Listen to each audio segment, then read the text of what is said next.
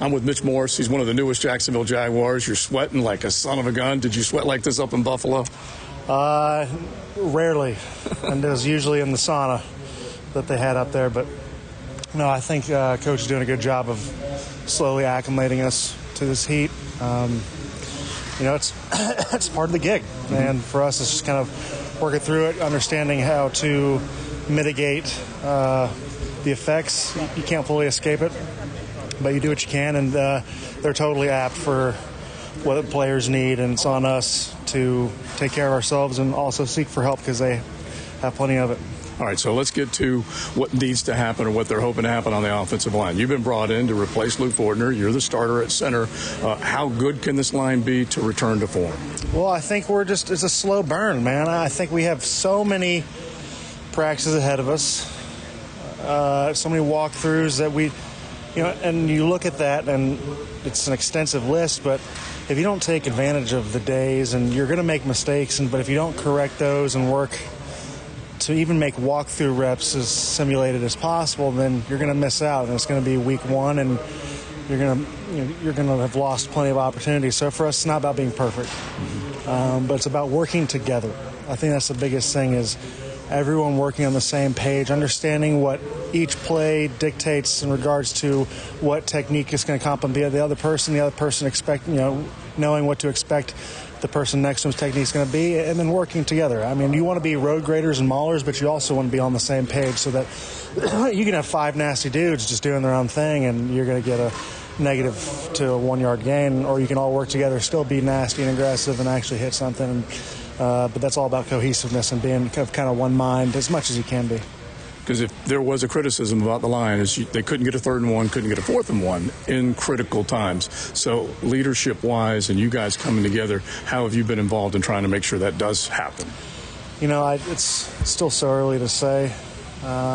We understand the onus that's brought upon us, the expectations that are brought with this group, and I think we're receptive to those. We also understand the criticism, and it's a position that's rarely thanked, and that's okay. We understand what our job is to do, and that's to progressively help move the ball down the field, no matter what the yardage, no matter what the down or distance, and then hopefully end up with points at the end of the drive. But it takes all 5 of us to work together, and that's the beautiful thing about football. Well, you guys were talking with Mitch Morse, 10-year veteran, up with Buffalo, drafted by Kansas City. But you guys were kind of a lightning package. When you needed to score, you could get down the field and score with Josh Allen. What's it like to go from a talented quarterback like him to Trevor? Trevor's immensely talented.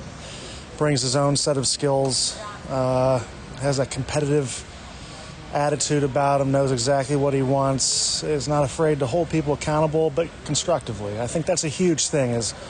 It's easy to yell at guys. What's that going to do? You'd rather be constructive, and because everyone's their own biggest critic. So he's so constructive and builds everyone up around him and has great relationships with everyone, so it's easy to go to battle with that guy. Now, what about Doug? When you came in the league in Kansas City, he was there. He certainly knows who you are. You're a technician. You've got the size and strength to do it. What do you think about Doug and maybe his new handprints on this offense? Yeah, I don't know.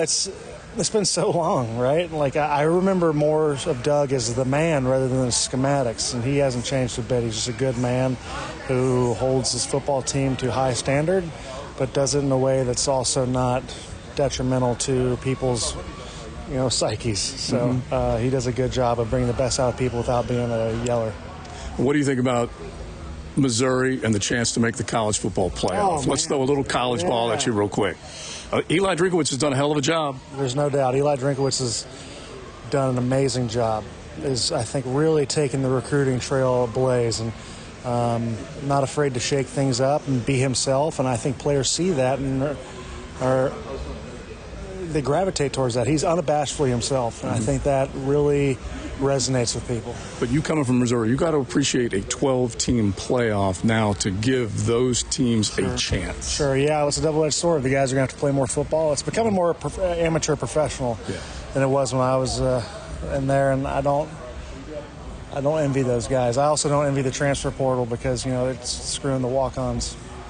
So I think it kind of screws the walk-on guys, and that's me. That's the doom of every generation, is to think that their generation knew what was going on or how to do it. It's